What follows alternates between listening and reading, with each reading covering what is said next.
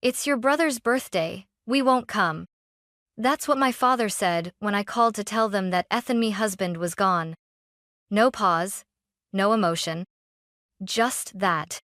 They were busy celebrating Jared, their golden son, while I was standing alone in a hospital hallway, still holding the sweater Ethan wore when he collapsed. At first, I thought I'd misheard. Or that maybe, later, they'd realize how cruel it was. But they didn't. Not at the funeral, not the days after. Not even when I sent them the obituary with a single line circled in red. Survived by wife, Madeline Quinnis World. They didn't show up for Ethan. So, 6 months later, I made the world show up for me. One headline. One truth. And the same family who once erased me suddenly found themselves erased from everything they thought they controlled. Growing up, I learned early that in our house, love had a hierarchy and I was never at the top. My brother Jared was the chosen one, the miracle child, the straight-A student turned corporate prodigy turned hometown hero. Every time he sneezed, there was a family dinner to celebrate his resilience. Meanwhile, I was the quiet one, the reader, the girl who asked too many questions and dared to study journalism instead of finance. "You'll never make a stable living writing," my father once scoffed. "Be more like Jared, he builds, you just type." Even my mother, with her soft smiles and pearl earrings, would whisper, "Don't stir things up, Maddie. Your father's under a lot of pressure." I stopped trying to be noticed and started carving a life of my own quietly, stubbornly. That life began to feel real when I met Ethan. He wasn't flashy or rich or wildly ambitious. He was just kind. The kind of man who would slow down to help an elderly woman carry groceries. The kind who stayed on the phone when I had panic attacks during deadline weeks. The kind who looked at me like I was enough. I still remember the first time he met my family. My father eyed him like he was a defective product. "What do you do?" he asked, swirling whiskey in his glass. Ethan smiled. "I coordinate community health programs at a nonprofit." Silence. Then Jared chimed in with a laugh. "So basically, you're unemployed." My parents laughed. I didn't. Later that night, I apologized. Ethan just pulled me close and said, "You don't have to be like them, Maddie. You already shine brighter." That was the first time I realized love could feel like exhaling after holding your breath for too long. We got married in a small park under a maple tree, surrounded by friends, not family. My father didn't walk me down the aisle. Jared was in Cancun. My mother sent a text that read, "Hope it goes well. Don't forget to smile." We built a life far away from them, in Portland. I became a freelance investigative journalist. Ethan worked in public health. We weren't glamorous. We were something better. Safe, real, ours. But I'd be lying if I said I never hoped they'd change. That someday, my parents would pick up the phone just to ask, "How are you?" That Jared would say, "I'm proud of you, Maddie." That maybe, if something terrible ever happened, they'd show up. I was wrong. The day Ethan died, the illusion shattered. And all that was left was the cold truth. They had never really seen me. And they had no intention of starting now. It was a Tuesday. I remember that because Tuesdays were our grocery nights. Ethan always insisted on making a list and double-checking the fridge, even if we only needed milk. That night, I found the list still stuck to the fridge door. He never made it to the store. It started with a headache. Then dizziness. Then he collapsed on the kitchen floor while I was brushing my hair in the bedroom.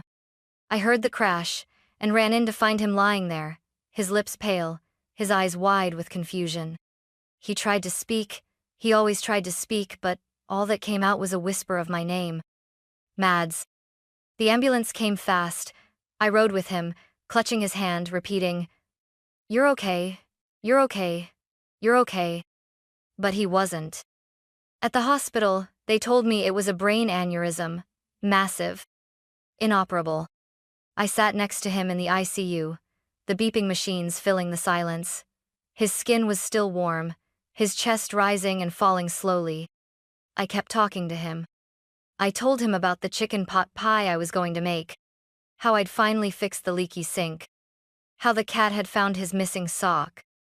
I told him he couldn't leave me, that I needed him, that I still had so many things to tell him. He died at 3:12 a.m. I sat in that sterile room for another hour, staring at the stillness. The man who filled every inch of my life with warmth was gone, and the world didn't even pause. Later that morning, I called my parents. Mom answered first. Her voice was groggy, probably still in bed. "Hey, sweetheart, it's early, everything okay?" I swallowed hard. "It's Ethan. He passed away last night. At the hospital. It was sudden." There was silence on the other end. Then a muffled sound, like she was covering the receiver. A moment later, Dad was on. His voice wasn't groggy. It was cold, clear. "We're sorry to hear that, Madeline," he said, formal like a press release. "But it's your brother's birthday tomorrow. We've got guests flying in, family, you understand." I don't. "You're not coming?" I asked. "We can't," he said. "Jared's turning 35. It's important." My hands trembled so hard I nearly dropped the phone. "He was my husband," I whispered. "Your son-in-law. He's dead." "We'll send flowers," Dad said flatly. And then he hung up. I stood in the middle of our apartment, surrounded by Ethan's things, the half-folded laundry, his shoes by the door, the grocery list on the fridge. I stared at all of it, and suddenly, it hit me. I wasn't just grieving Ethan. I was grieving the family I never really had. That day, something broke in me. But something else woke up too. The church was quiet, almost too quiet. I had chosen a small chapel just outside Portland. Ethan had once said it reminded him of the kind of place where honest people pray. There were no velvet ropes, no marble statues, just weathered wooden pews, sunlight spilling through stained glass, and the soft creak of the door whenever someone entered. Ethan would have liked that. The day of the funeral, the sky was overcast. Not stormy, just gray. The kind of sky that seems unsure whether it wants to cry or not. I stood at the entrance in a black coat that didn't feel like mine, greeting the people who came. Ethan's colleagues from the nonprofit. Our neighbors. Old friends from Stanford. Even the barista from our regular coffee shop brought a bouquet of wildflowers and tearfully told me he always tipped double when someone looked tired. But my family? Their row sat empty. I had reserved it just in case, 6 full seats near the front. I don't know why. Hope, maybe. Habit. But they never came. Not even a single text that morning. I delivered Ethan's eulogy myself. No priest, no performance. Just me, standing before a sea of sympathetic eyes, holding a folded piece of paper in hands that wouldn't stop trembling. I didn't read the words I'd written. Instead, I spoke from the part of me that Ethan had always seen and loved, the one that still believed words could heal. "I loved him," I said. Not in the poetic, tragic way movies try to teach us. I loved him on Wednesdays when we forgot to do laundry. I loved him when he burned toast. I loved him when we had nothing, and I'll keep loving him now that I have less than that. There wasn't a dry eye in the room. Except mine. Because grief hadn't made me cry. It had made me quiet. Still. Like a field after fire burned, but alive. As people came up to hug me after, I watched their faces, searching for the one I'd never find there. My mother's. And then I saw it. On my phone. A photo posted by Jared. He stood beside a massive golden balloon arch, holding a glass of champagne, my parents behind him, grinning like the world owed them nothing and gave them everything. The caption, 35 and thriving, grateful for family. I didn't feel rage. Not yet. What I felt was something colder. Like the end of mourning. Like the moment you realize the dead aren't the only ones who have left you behind. They'd chosen their celebration. Now I would begin my quiet war. Not with screaming. Not with vengeance. But with something far more dangerous. Truth. The world didn't stop. Even though mine had. The funeral ended. The guests went home. The flowers wilted. And I stayed. In our apartment, with Ethan's coat still hanging by the door and his toothbrush untouched in the bathroom. At first, I tried to move on like the books and podcasts said. Grieve, breathe, rest. But no amount of yoga or tea could quiet the question echoing in my skull. How could they not come? For weeks, I barely left the apartment. I stopped answering calls. Even work felt pointless. The stories I used to chase exposés on fraud, misuse of public funds, systemic inequality, none of them could bring Ethan back. And yet, one name kept popping up. Jared Monroe. My brother.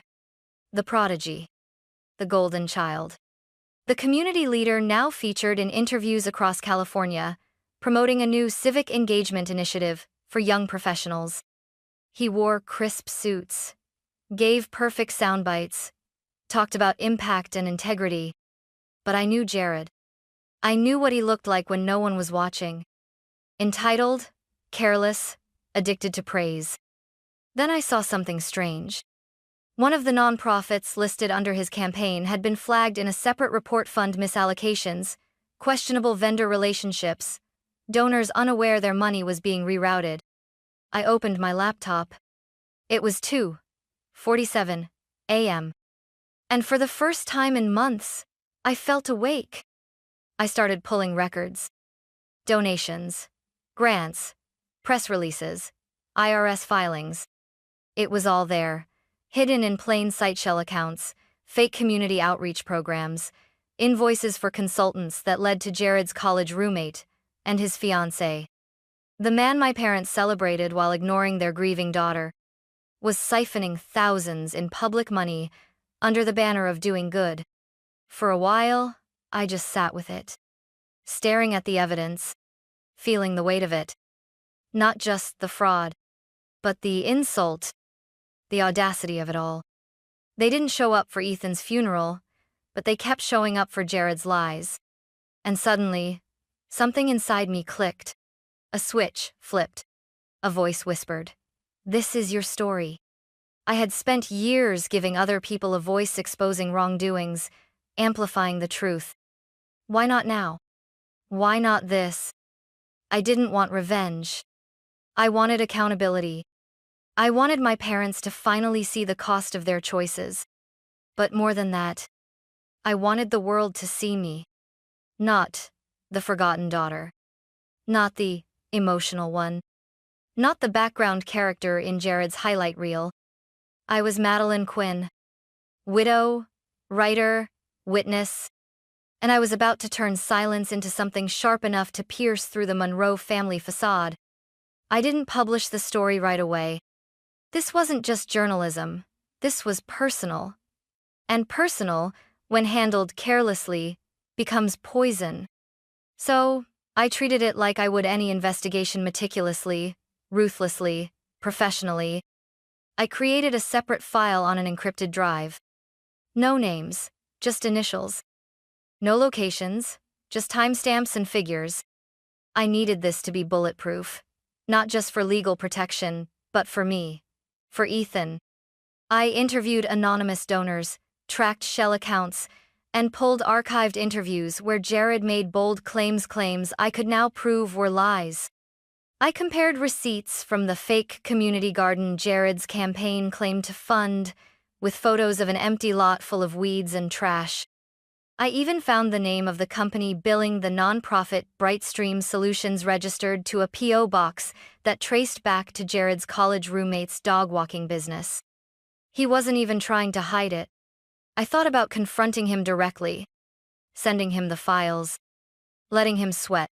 But that would have given him time to run, spin the narrative, cry sabotage. No, this wasn't going to be a whisper. It was going to be a bomb, delivered in ink and truth. I pitched the story anonymously to the Pacific Observer, a major publication known for its watchdog journalism. I used a pseudonym, M. Quinn. They didn't know who I was. They didn't need to. All they needed was the story. And it was strong, verified, unshakable. The editor emailed back 2 days later. Subject line: "We're running it." Body: "This is extraordinary. Legal's reviewing now. If it clears, it's going up next week." My hands were shaking. Not from fear, from clarity. This was what I was built for. Not appeasing my parents, not shrinking in Jared's shadow. I was built to expose rot and replace it with truth. And this wasn't just a story about fraud. It was a story about favoritism. About what happens when a family chooses image over integrity. What happens when you silence one child so another can shine? A week passed. I didn't tell a soul. Not Robert, the old editor who mentored me. Not my grief counselor. Not even the mirror. I just waited. And watched. Then, one morning, as I poured coffee into Ethan's favorite mug, the one with the chip on the handle, I opened my laptop. There it was. Headline: "The Golden Sun, a deep dive into Jared Monroe's nonprofit empire, and the money trail behind the facade." The byline read, "M. Quinn." I sat down slowly. And for the first time since Ethan died, I smiled. The story went live at 6:04 a.m. on a Monday. By 6:11, it had been shared over 200 times. By 7:00, Jared's face was on the front page of every major media outlet across the West Coast, but not as the rising civic star or the next big hope for social equity. No. Now he was a fraud, a figurehead for a fake movement, a cautionary tale. I didn't expect it to go viral that fast. But maybe that's what happens when people are starved for honesty. The headline cut deep. "The Golden Sun, how one family's favorite hid fraud behind philanthropy." And right beneath the headline, a photo of Jared shaking hands with the mayor, smiling like he owned the world, now repurposed as a symbol of everything false about it. I didn't answer my phone that day. Not when it buzzed with unknown numbers. Not when a local news anchor left me a voicemail asking for exclusive insights. Not even when the managing editor of The Observer called to offer me a freelance column. I just sat in Ethan's chair, wrapped in his old hoodie, watching it all unfold. At 10:43 a.m., I got a text from an unknown number. "You really did it." No name, but I knew who it was. 10 minutes later, another message came in. "Dad is spiraling. Mom is crying. Why did you do this?" That one was signed, Jared. I didn't reply. He wasn't crying when he pocketed donations that could have fed families. He wasn't thinking of me when he laughed at Ethan at our last dinner. He certainly wasn't grieving when he clinked champagne glasses with my parents on the day I buried my husband. At noon, I received an email. No subject line. Just one sentence. "You chose a funeral. We chose family. Now you've made your choice too." It was from my father. That was when I snapped. Not from rage. From release. I opened my email, typed a response, and deleted it. Then typed again. Deleted again. Until finally, I wrote something that didn't need revision. "You chose his birthday. I chose the truth. You raised a son who lied to the world. I buried a man who lived for others. We are not the same." I didn't hit send. I just stared at it for a long while. Then I forwarded it to myself. That was enough. By evening, news trucks were parked outside my parents' gated home in San Diego. Footage of my mother ducking behind tinted SUV windows made it onto cable news. Jared tried to issue a denial on social media miscommunication, he called it.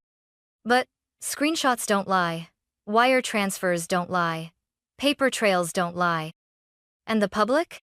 They were furious. Former donors demanded refunds.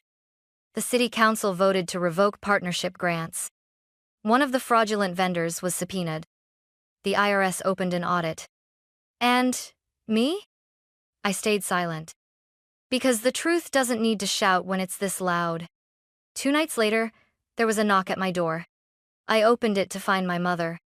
Her coat was too thin for the cold. Her eyes were swollen. Her lipstick was smudged. And for the first time in years, she didn't look composed, she looked lost. "Madeline," she said, her voice cracking. We didn't know it had gotten this far." I didn't say anything. She stepped forward, slowly. "I just wanted to see you, to understand why." I cut her off. "Did you read the story?" She nodded. "Then you understand." She reached into her bag and pulled out a folded photo. It was from Ethan and my wedding, one of the few they'd been invited to receive but never attended. "I found this in a drawer," she whispered. I thought we had more time." I took the photo from her hand, looked at it, then handed it back. "You had time," I said. "You just gave it to Jared." She opened her mouth, closed it. Tears filled her eyes. "I'm sorry," she finally said. I believed her, but I didn't let her in.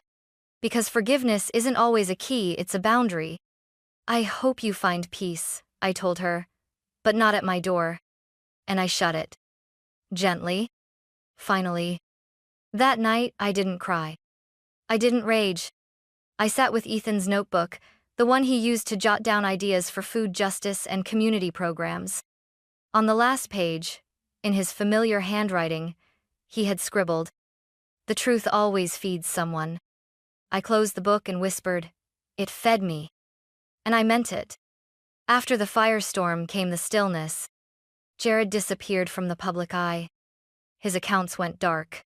My parents issued a vague statement about being misled by those we trusted, but the damage was done. The Monroe family name had once opened doors. Now it slammed them shut. But I wasn't celebrating. I wasn't watching the news or reading headlines. I was planting tomatoes in a raised bed in a Portland community garden that Ethan once helped design.